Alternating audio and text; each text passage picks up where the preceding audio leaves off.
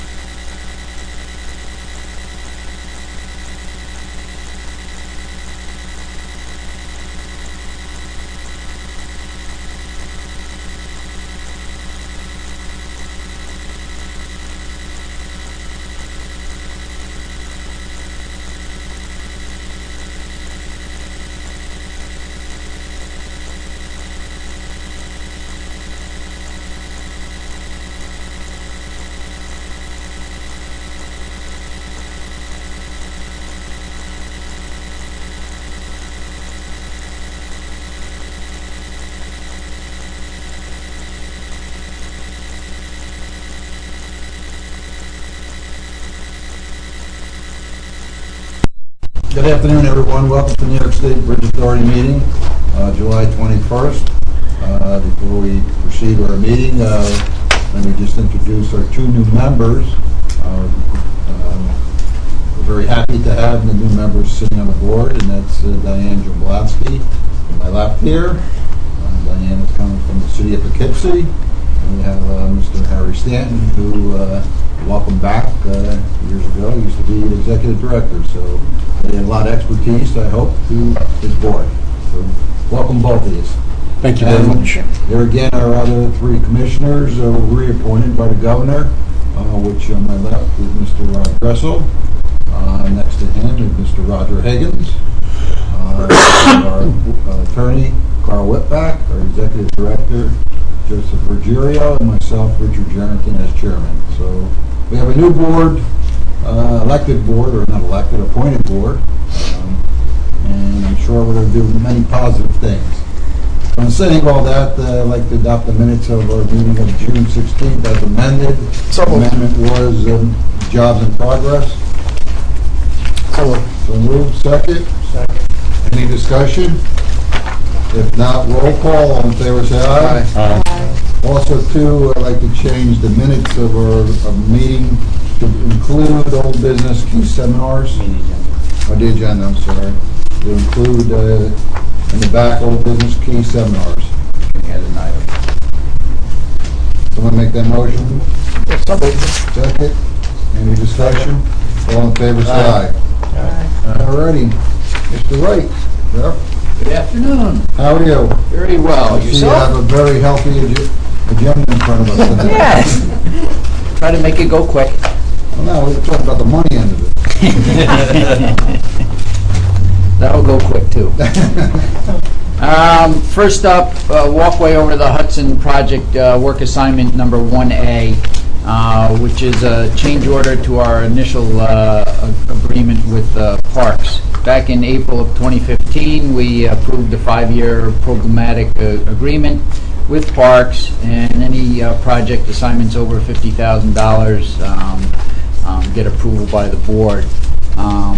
This work assignment 1A is a change order for supplemental work, which includes now rehabilitation of the existing north railing and fence for $650,000 and some fiber optic camera system additional costs of $121,801.90. So the total of the work assignment is $771,801.90.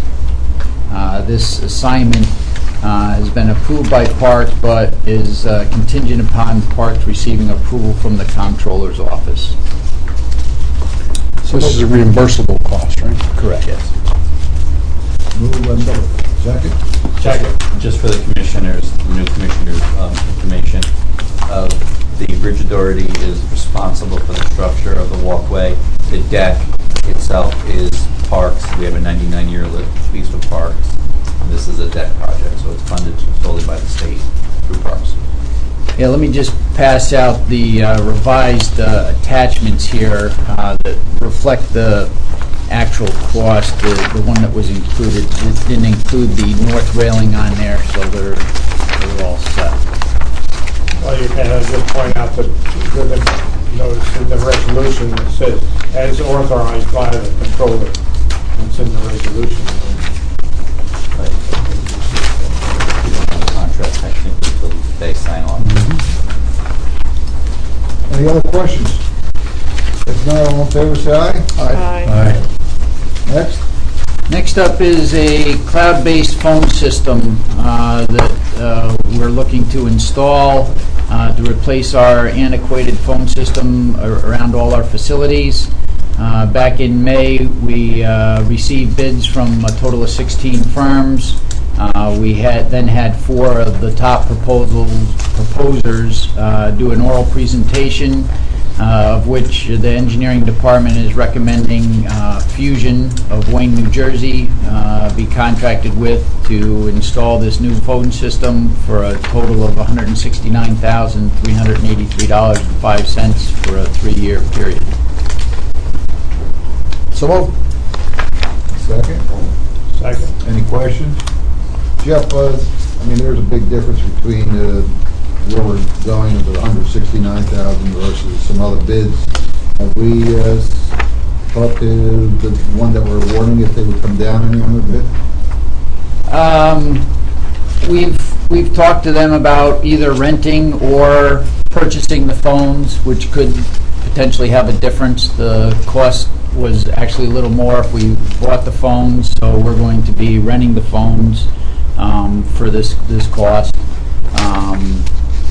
This is we can't negotiate with the firms after their proposal comes in. Take what you get. Their proposal, that's not, then the other proposals are saying, would say, hey, why can't we change our price? It's just like your construction work. Well, you'd have to treat them all fairly. So if you were going to give the opportunity to one to change their price, you'd have to negotiate that with all of them. It would be counterproductive.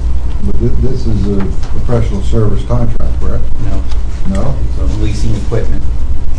We're going to be replacing all the sets and all the campuses to a different type of phone protocol. The current system is no longer being serviced, which we now own. So, and this is also rolling up and changing the service provider as well. So we've got 2 things going on here. It's the leasing equipment and the utility change in the nature of a utility expense as well.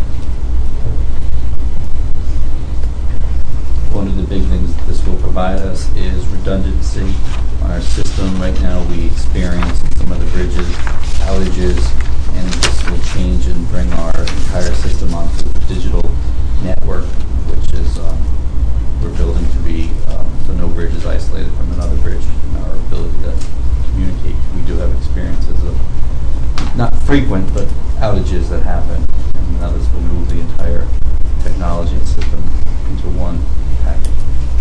Part of the evaluation of the different proposals, I mean, cost was one of the factors, quality, how they saw the project, and except for the first two proposals, the other two that were considered in the oral presentation did not include having fiber backup at Mid-Hudson and Newburgh, which is what we were requiring in the proposal.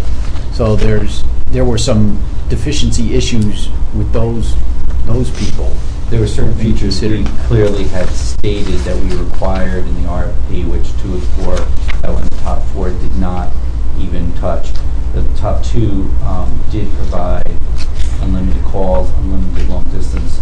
One of them was allocating something like 75 minutes a month of free long distance. And in this day and age, those packages just don't cut it. So it's a revamping of the entire telecom system. One thing I would add, if there's any way that we could look at that along with our attorney to see if we can reduce some cost there. I have no problem going with the one you're recommending, but if there's ways to have some cost savings to incorporate it into this. Talk to our council and see if we can incorporate that. Well, I think there is a kind of a, Brian, help me here, some cost savings in the monthly. From purchasing it, if we were to purchase this system, it would be a much more expensive system. And then the net cost of the monthly charge versus what we pay monthly now.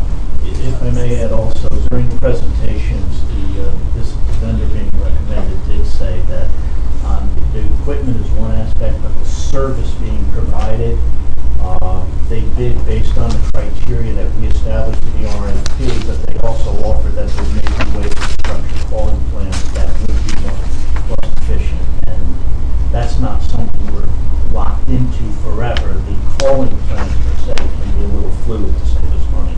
So that's one of the aspects that can be discussed. That's correct. I mean, we do have the option after the system is installed and we find that our usage fits a better plan. We do have that They will option. adapt. Yeah. We don't have any obligations under this contract after the 3 years. So we're not taking Correct. title to these No. pieces of equipment. We're not locked into them in any way. Right. It's actually 12 months, so. Well, it's true. We're waiting to hear what we're allowed to go and have them remove their equipment and turn it to contract once every 12 months. Right. All right, any other questions? If not, roll call, all in favor say aye. Aye. Next. Central server upgrade. In order to bring the authority's toll system into the future and provide adequate redundancy, we need to upgrade the central processing server and modernize it. We did some extensive research with our people on the Hill here, and we're recommending a plan which is essentially $282,999.40, which includes a one-time cost and a support cost of $10,909 to be authorized by the board. So moved.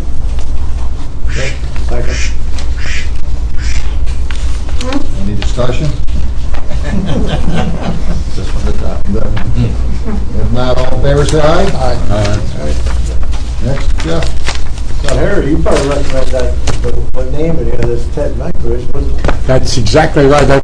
Probably recognize it. That's right. No, I have to say, to be honest, I have not met Ted. I haven't talked to Ted in almost 20 years, but he lives about a mile from me. Really? That's interesting. Next up is system-wide lane use signal replacement. we need 23 lane use signal faces for the Mid-Hudson Bridge. The price quote we have is for $29,072. We had budgeted $55,000 for this year, so we're within our budget so far, and we'd like to get them. So moved. Second? Second. Jeff, would that alleviate maybe some of the problems and I guess queuing problem, whatever problem we have there, that bunch me up there? Anyway? Not going to be any different than what we have available now. You know, we have existing lane use signals now, and we're just going to be replacing them. This is a reliability issue. Yeah, they're essentially, we're coming to the end of our useful life on them. You'll see some X's only have 3 of the lines or whatever, you know, and that's just what starts happening. I mean, the problem that, I have seen people have complained to me was the fact that everybody's going to the right-hand side and all the left-hand lanes are available and nobody's going to the left because whatever reasons, it seems to be bunching the bridge up right there. Well, here, you know, in the evening rush, when people are heading in towards Poughkeepsie, we've tried to get them to merge further down the approach than not, but everybody likes to get in that left lane as soon as possible. We put up on the variable message sign, merge in 1,500 feet or whatever, and we've tried different things to get them to merge down the line, but it's just habit. And then, that one down. This is just Mid-Hudson. Yeah, these are for Mid-Hudson right now. We've already had gotten the board to approve some for down at Newburgh Beacon. Yeah. All right, any other questions? If not, all in favor? No one moved it. Yeah, Roger. Yeah, Roger. I did That was a problem 30 years ago. If not, so what? Diane seconded it. Oh, yeah. All in favor? No, that was the last one, not this one. It's okay. We just did it again. They're feeling good about it. Still in this one. Next up is... Replay? Jennifer, you raised your hand. That's okay. Okay, next up is system-wide automatic incident detection.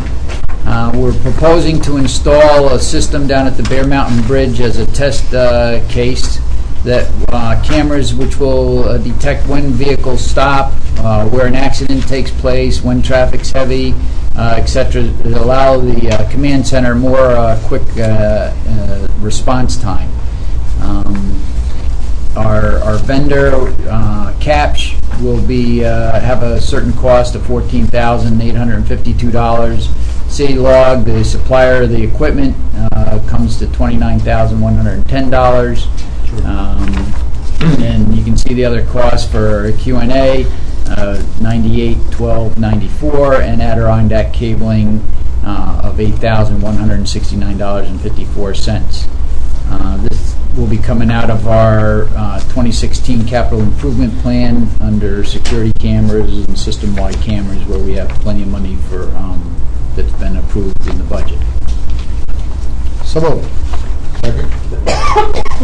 So just educate me for a minute. Oh, hold on, Diane, let's have a second first. I thought. Second. Go on. Okay. Since you gave me that great demo of the control center, what additional support does this provide over and above what we have today? What's the added value of this? Well, let me have Chris address that. He's in charge of the command center, and Sure. Chris can So give you an adequate. we've tested several systems over the years, and basically this turns a dumb camera and makes it smart. So it's going to take an existing technology and it's going to tell the operator when a vehicle stops. So just like we showed you, it'll send them an email, it'll ring a bell.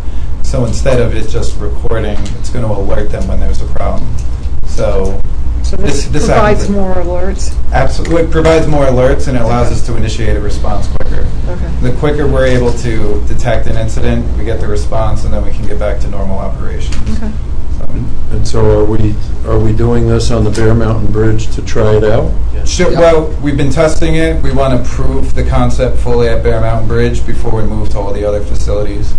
it's proven to be a pretty stable system. So we're going to reevaluate doing it before we do it on the other Yeah, bridges? we also want to get the policies and procedure and the operations ready at a small facility Right. before really bringing this system wide. Because we want to make sure we can really be efficient with this system before we go to all of the facilities. So then with the Newburgh, like a busy bridge like Newburgh, Mhm. would be quite a bit more money than this, or the same equipment? Same For all equipment.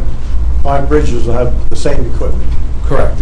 Well, there'll be obviously more of it More because you have to cameras. cover more of the facilities.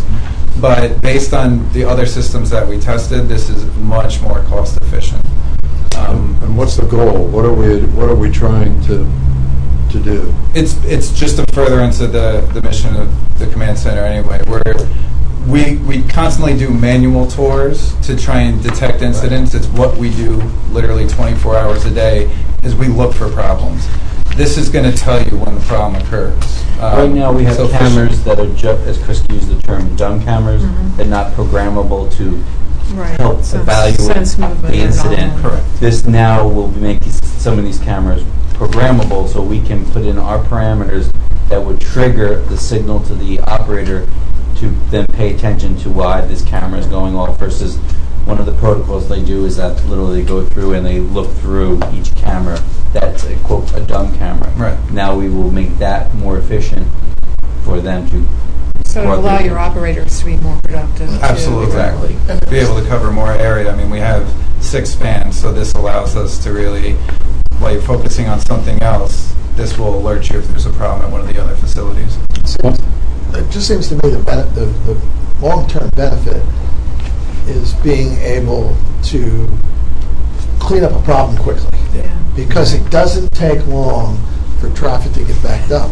I mean, it can be certainly dependent upon the time of day, but it can get crazy. And the quicker, I mean, somebody might say, well, what's 5 minutes? Go stand on Route 9 and see the amount of cars that back up in 5 minutes at 5 o'clock at night. It's a lot. So I think if we're looking at the big picture long term, it's a good investment for us. Let me understand correctly. This resolution authorizes the expenditure of approximately $54,000, right? 61,000. $61,000. Okay. And that buys us the Bear Mountain Bridge? Correct. So that covers the plaza to the east end. But we have to look forward, if we're doing the other bridges, we're going to have to look forward to significantly more. And how long do you anticipate the assessment period will be to determine if this is really valuable before you ask us to deploy it to other bridges? It'll be at least into first quarter 2017 before I come back and say we're ready to move to the next facilities. I think we really have to get comfortable with the system and the process. Right, okay. But like anything else, this will be, Brian and Joe and their staffs will have to sit down and figure out in the budget, is this something that we can afford? And already did if they make a decision, then it comes to us. Right and then now, we get to- right now, Yeah. it is in the capital plan for the next Yeah, 5 right. years. You said it was in the There's a capital. line in there Yeah, for the capital expenditure. We have- I believe the capital program more than adequately covers this. This is actually We're fine. the least expensive option that Yes. achieves the objective of automated incident detection over the entire span, okay, which is something we've been looking for in a cost-effective package. So it's in the capital. It has been in the capital program for, I think, 2 years now. We're finally getting it. You voted on it at least 4 times already. Just shows how much of the support I have. Vote early, vote often, right, Roger? Any other questions? If not, roll call, all in favor, say aye. Aye. Jeff, while we're talking about the Bear Mountain Bridge, just give us a little update of what happened on the Tappan Zee, how much more traffic was the Bear Mountain Bridge during that period of time? Is there any problem? We experienced about 49% increase in traffic. Good. 7 that cars. day. Clearly pays. 7 cars more. Instead of the 14 that normally cross, we had 21.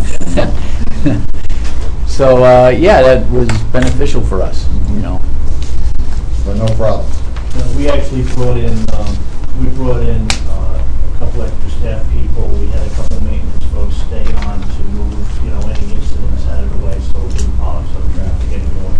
We moved, as Jeff Jeff mentioned, we moved literally 50% more cars over the bridge during rush hour, which is very busy to begin with, between 2 p.m. and 10 p.m. shift. And for a 2-lane bridge that was taking overflow from the Tappan Zee, traffic was backed up and it moved slow, but it moved and it moved steady all the way through. So quite frankly, it was actually pretty good performance by our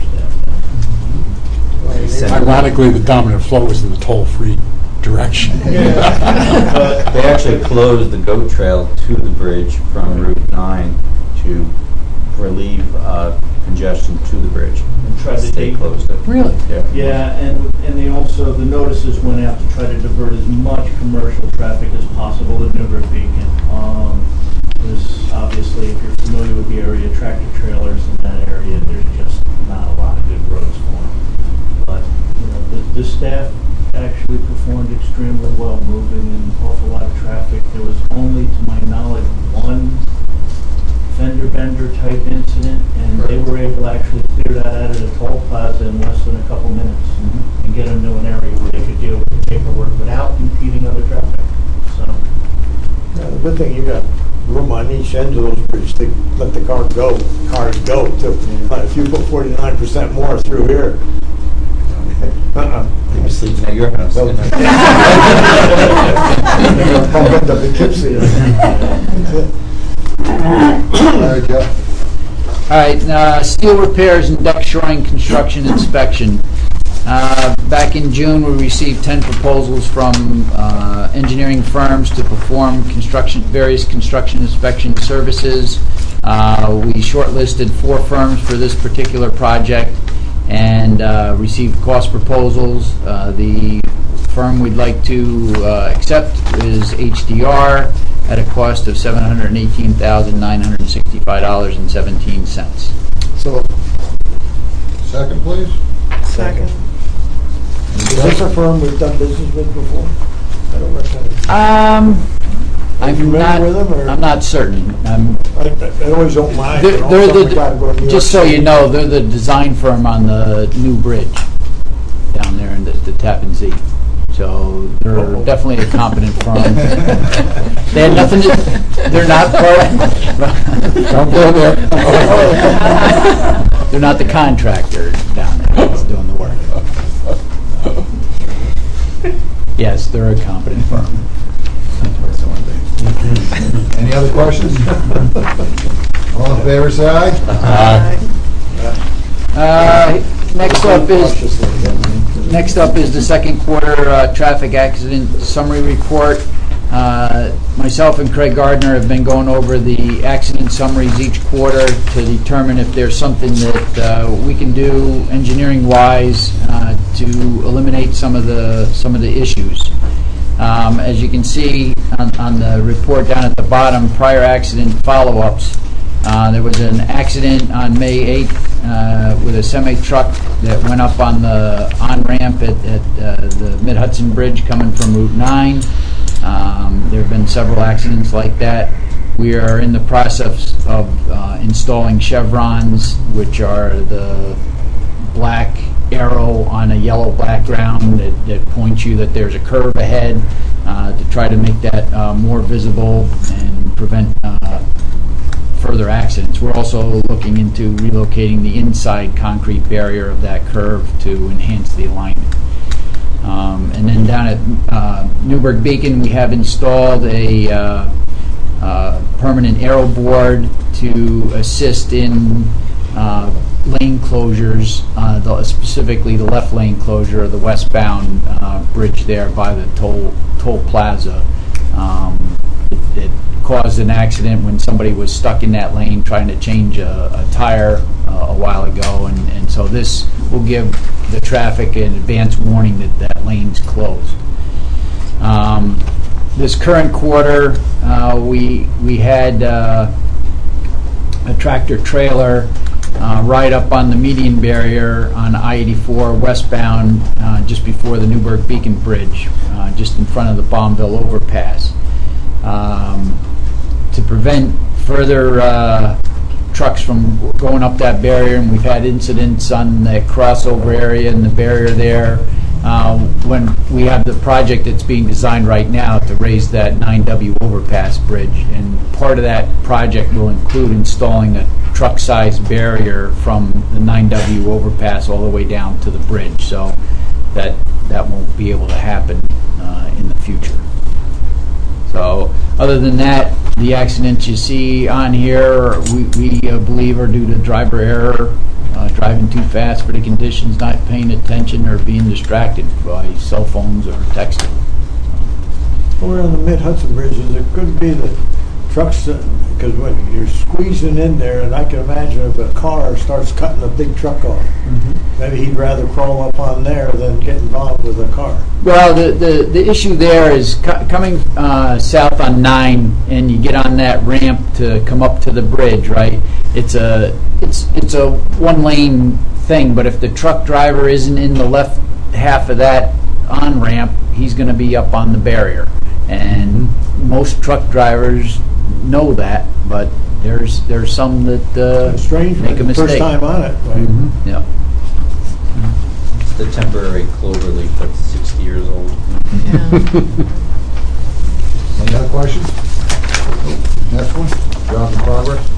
Jobs in progress up at the Rip Van Winkle Bridge. We've got the roadway railing and sidewalk replacement project that's underway. The roadway railing should start being installed in August, and the sidewalk replacement should start in October or November. Walkway over the Hudson, as discussed, we're done with the south railing rehab. The north railing and electrical work should start as soon as the comptroller approves the change orders there. Mid-Hudson Bridge, we're finishing up the dehumidification of the anchorage chambers and the top of the towers. That should be complete by the end of this month. We've got executed agreements with the roofing contractor to do the roofs at the command center and then also at the old admin building. And at Newburgh Beacon, fiber upgrades are in progress on the south span, and the Newburgh Beacon Mid-Hudson steel repairs, materials are being ordered right now. And that's pretty much our current construction jobs. To accept the jobs in progress report. Second, please. Second. Any questions? Roll call, all in favor say aye. Aye. Thank you, Jeff. Good. Brian?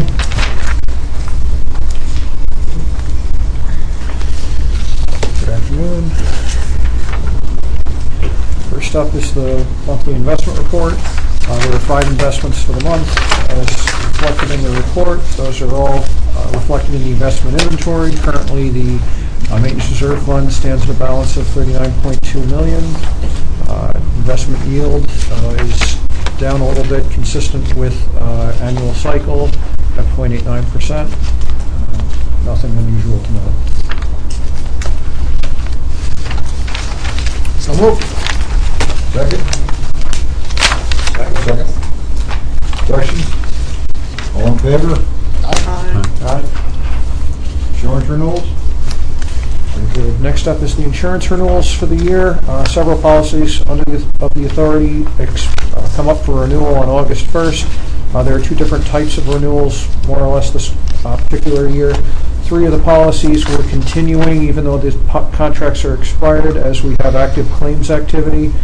Based on recommendation from counsel and the broker, we've all agreed that it's in the best interest of the authority to continue under these existing policies until those claims are resolved. Secondly, we have 3 other policies coming up for renewal. Business automobile, commercial package, and police professional. The only item I want to note on business automobile is business automobile, our existing carrier. This is about the 3rd time in the last 7-8 years. The carrier has exited the market. It's not due to our claims activity. They simply exited the market, and we were forced to find an alternative carrier. This did provide a little higher of a rate increase than we would have liked, but given our fleet size, we're still paying below $1,000 a vehicle, which is generally pretty good. So moved. Second, please. Second. All in favor, say aye. Aye. Okay, last up is the Accident Review Committee report. Basically, we're doing very well last year. This year as compared to last year. Last year, we were running much higher, and it seemed to have been an anomaly. We had 67 accidents for the quarter as compared to 85 the prior year. There were 4 accidents, none with injuries, compared to 2 the prior year that involved authority vehicles. A summary of the accidents appears in my memo. There's no action required by the board. This is just for information purposes. Also note that on a year-to-date basis, there were 112 accidents this year compared to 153 the prior year. Thank you, Brian. Thank you. Any questions first? No. Thank you, Brian. Thank you. Next, Greg. Good afternoon. How are you? Good. I've got 2 items today, one requiring action. We have our Microsoft licensing renewal. Contract is this year through Dell. We do go off the OGS state contract. We're required to license all of our Microsoft products, server software, workstation software, email software, etc. The 3-year total is $70,952. We are allowed to break this down into 3 payments, one made annually, and we're coming to you for approval of this year's payment of $23,650.92. Second. Questions? The vote, all in favor, say aye. Aye. Thank you. Next. And the next is just for your advisement, no actions required. On June 30th, we had a fairly severe storm pass through the Hudson Valley. Tornadoes touched down in Poughkeepsie, Red Oaks Mill, and Milton.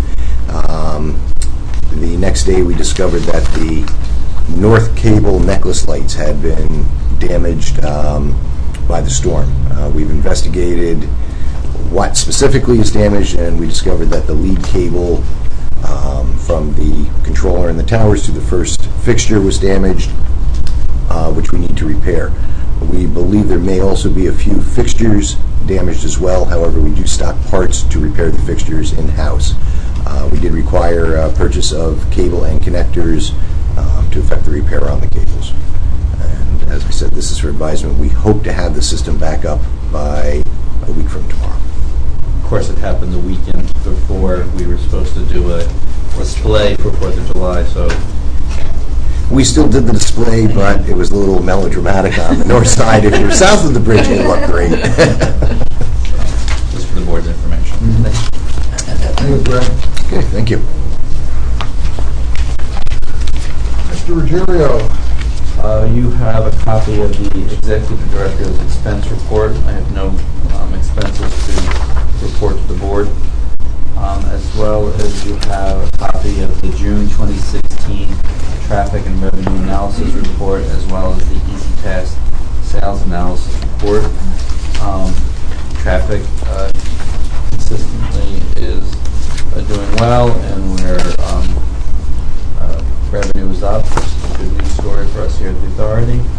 And you see it had the historical data of all the Easy Pass sales that we are doing in the lane, on the first lane of each of the bridges. So that seems to do well. Any questions on those reports? Questions? Next month, yeah, we're sure we're going to see a spike in the Bear Mountains report, for sure. Thanks to our friends to the south. The next item on the agenda is a copy of the historic bridges, the Hudson Valley report. Tara Sullivan, our deputy executive director, is on vacation this week. She's required, as president of the historic bridges of the Hudson Valley, to file a monthly report with the Board of Commissioners outlining the activities of the HBHB. Kathy Burke has started in her capacity as the executive director of HBHB, and she is participating in the Hudson Valley Summer Institute, where the focus of the topic of the summer will be the history of the Hudson Valley bridges. Also, you have any questions on Tara's monthly report? And I'll get into the next item. Back in May, the Board of Commissioners of the Bridge Authority adopted the operating agreement between the Hudson Valley, HBHV. Too many letters in there. and the Bridge Authority, and that's the intermunicipal, if you will, operating agreement between us and the not-for-profit arm of the Bridge Authority that carries out our historic mission. At the time when we proposed the original contract, it was proposed that the Community Foundations organization would be the custodian of the funds for HBHV. And at that time, they had agreed to do the payroll and other expenses through that organization. As we went to engage them to do that, they told us they were not able to provide the services. So we have now amended the operating agreement between our agency and the historic, I'm going to get this right, HBHB organization to reflect the new organization that will be doing payroll and paying bills on our behalf. Any questions? What would be the cost of that? It's within the budget. It's actually less than It's less what than what the not-for-profit was going to charge us. We have very, if you go back to this, we've got one employee. There's about $77,000 in expenses that are going to be run through the corporation.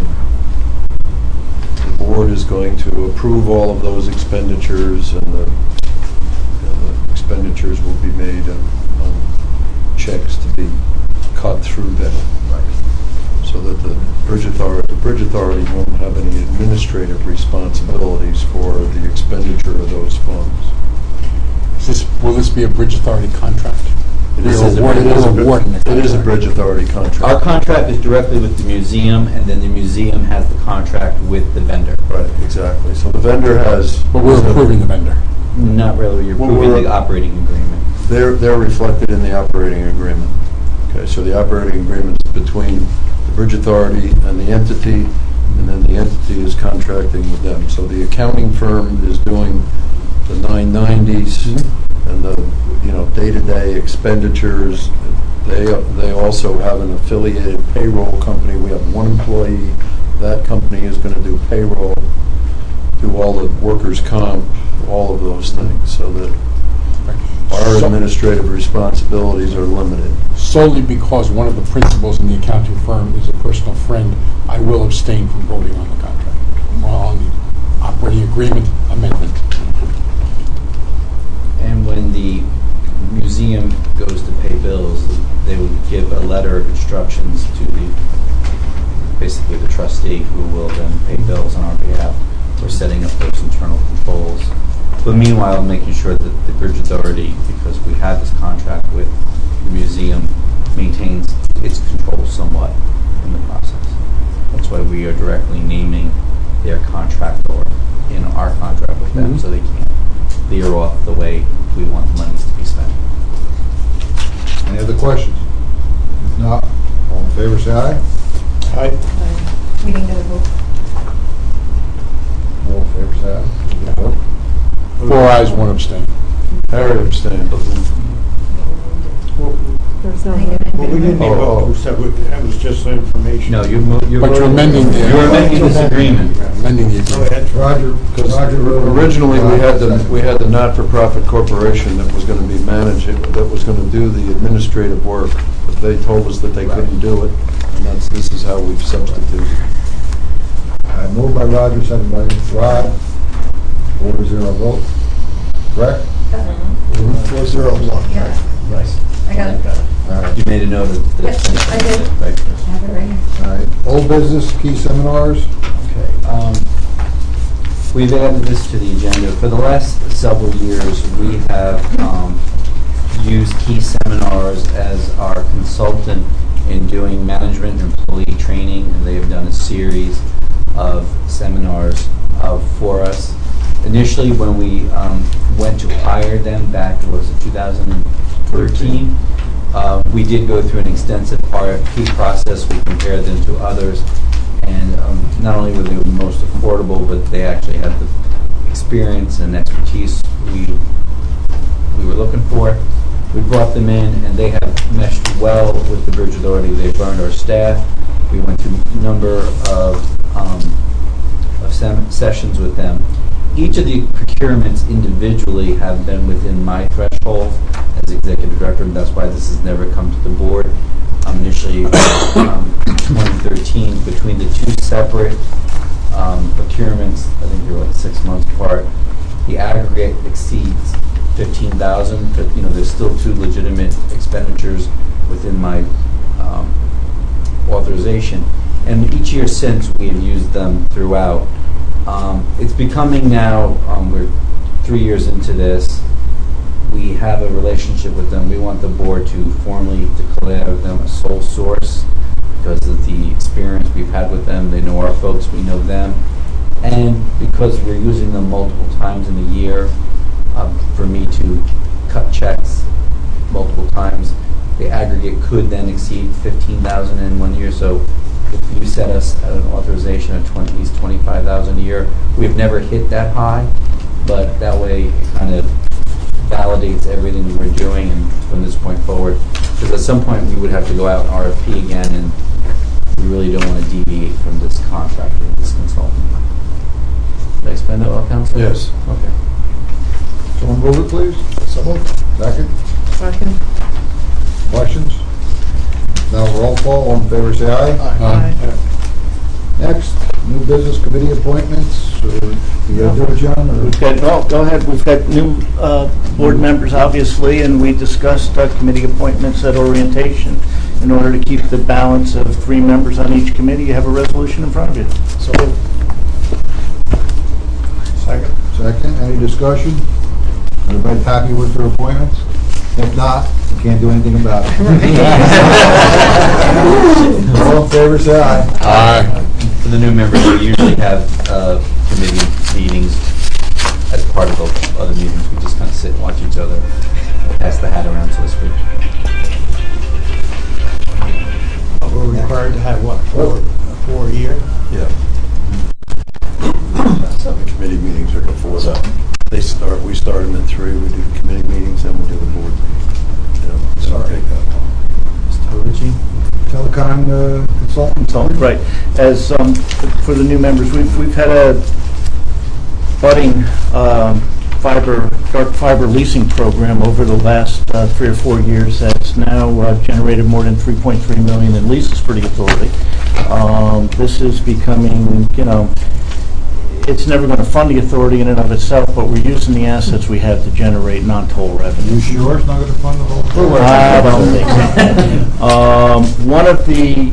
One of the new opportunities that we've been approached with is microcellular communication that would tap into our dark fiber system. Now, this is not giant poles and towers, and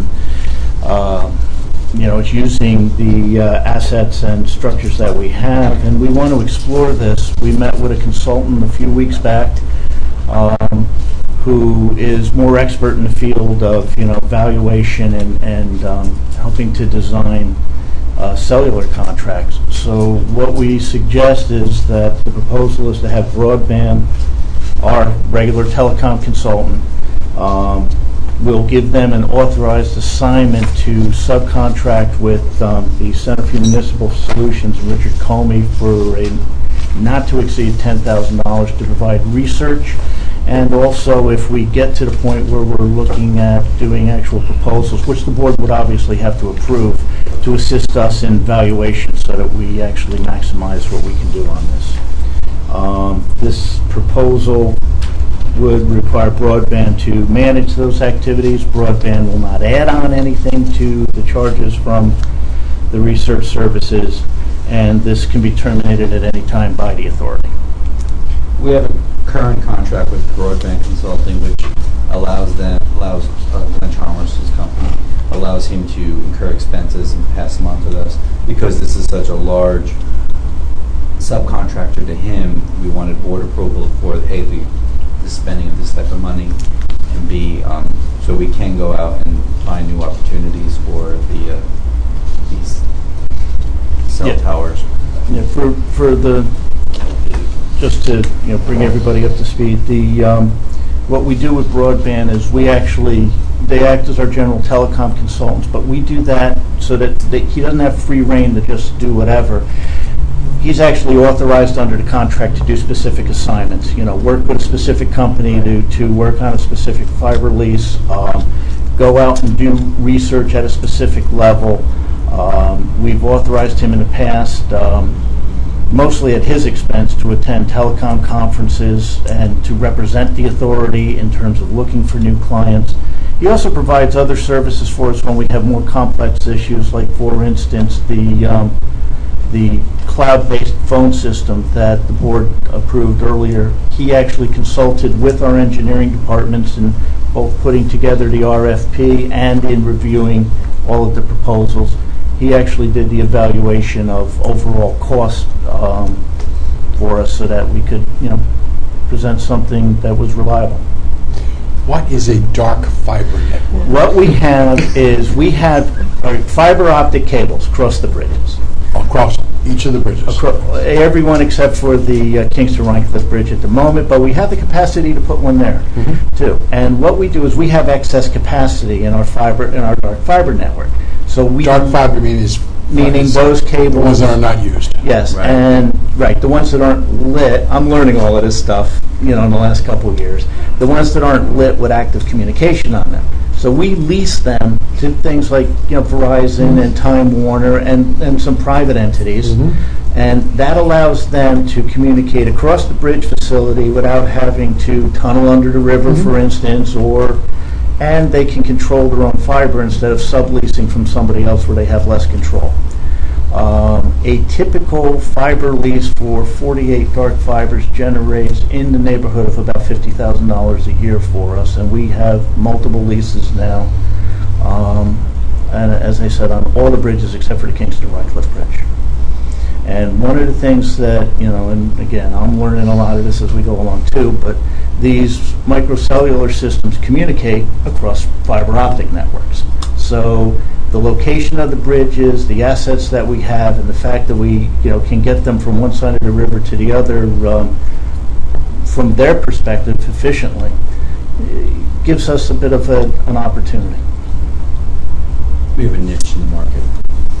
We had this when I was We have telephone. Right, and we used to, right. Put a system on the Newburgh Beacon. We had the company. I think we had Verizon or its predecessor. AT&T install actually. We had them install it, and then we inherited it when they released it. And what was happening at the time was AT&T installed it and kind of controlled it, and they were the kind of choke point, and everybody had to do business with them. Well, now we do business with everybody directly. So instead of we receive the benefit of the actual contract. Our contract requires us to go out each year and count the cables. Yeah, we don't charge them per cable. Yeah, we don't worry about that anymore. Fiber. Yeah. Cable. So we also had one on this bridge that ended up being with the state agency and with Global Crossings. Global Crossings went bankrupt. They weren't maintaining the system properly. We had all kinds of issues with them. So this system and taking it over and, putting our own fiber in and, putting in more than maybe we really need so we could rent it or lease it has turned out to be a very good system for the authority. So I ask the board's consideration of the resolution. Second, please. Second. Questions? Roll call. All in favor, say aye. Aye. Thank you, John. Thank you. No attorney-client privilege? No. A motion to adjourn. Our next meeting is August 18, 2016, over time 3 p.m. Motion to adjourn. Second. All in favor? Aye. I want to thank everybody for attending today and welcome all the new members and the people that were reappointed. Enjoy. Next month. Or to be replaced, right? Don't hold your breath. Don't hold your breath.